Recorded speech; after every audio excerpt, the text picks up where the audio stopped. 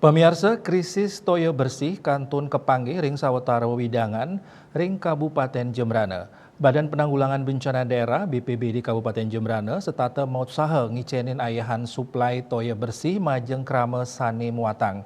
Ruahi mangkin nyabran rahina kalih truk tangki Satpol PP mewah PMI keanggen limbakang toyo bersih antuk megiliran.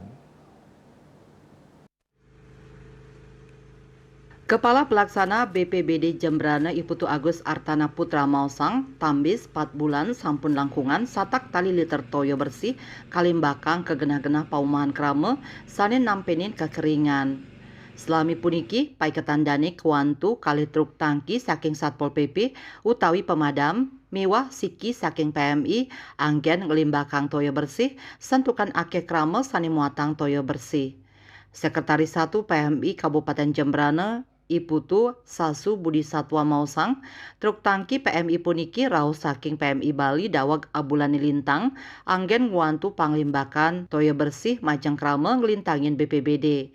Lianan punike PMI Jembrana taler ngayahin antuk mandiri, krame sani muatang toyo bersih ngelintangin permohonan saking klien utawi kepala kewilayahan Irike. Dawag tanggal 21 September sampun selikur distribusi toyo bersih kalimbakang kenenem Banjar lingkungan ring pepitu desa kelurahan antuk 5 kecamatan Ngulengang Langkungan Ulung Talian Diri. Surya Dharma Bali Pos.